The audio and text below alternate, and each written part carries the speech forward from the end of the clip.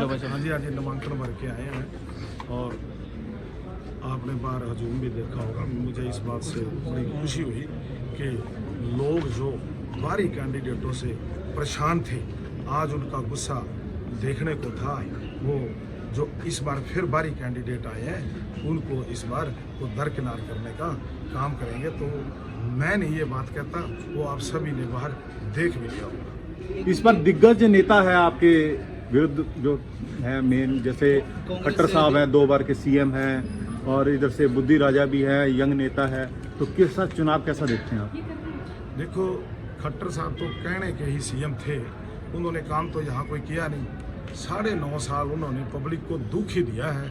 तो जिसका आपने रिजल्ट भी देखा होगा, जब इन्होंने अभी खट्टर साहब ने गांव के प्रोग्राम रखे थे, तो जितने इन्होंने प्रोग्राम रखे थे उसमें से आधे इनको मौके पे कैंसिल करने पड़े, क्योंकि लोगों ने इनको गांव में घुसने ही नहीं दिया, गाड़ी से नीचे नहीं उतरने दिया।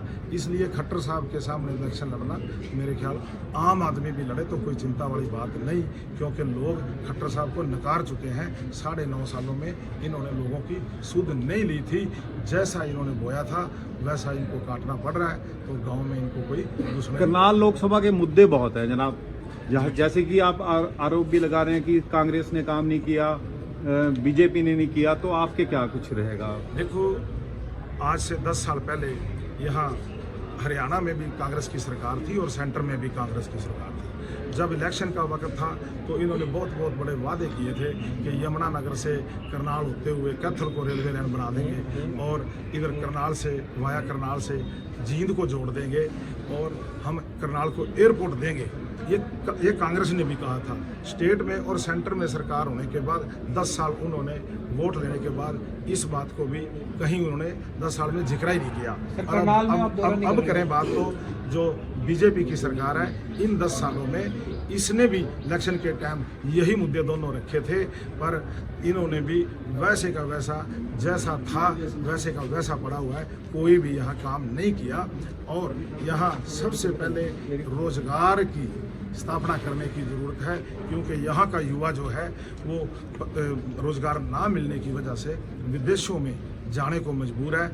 अपने घर में वो इकलौते माँ बाप को, बूढ़े को छोड़ के और विदेशों में जा रहा है और अपनी जान की परवाह ना करके डोंकी लगा के जा रहा है। वो अगर रोज़गार उनको यहीं मिले तो शायद वो बाहर ना जाए और अपने माँ बाप की भी सेवा करें, और जो जवानी यहाँ रहेगी तो ये देश भी तरक्की करेगा। इनेलो के समर्थन से वीरेंद्र मराठा चुनाव लड़े, पहले भी उन्होंने बीएसपी से लड़ा था, किस प्रकार देखो, उनके बारे में आप बड़े लंबे समय से जानते हैं कि वो कोई भी इलेक्शन छोड़ते नहीं और आज तक उनको किसी भी इलेक्शन में सफलता भी नहीं मिली और वो बातें बड़ी घुमा फिरा के पीछे करते रहे।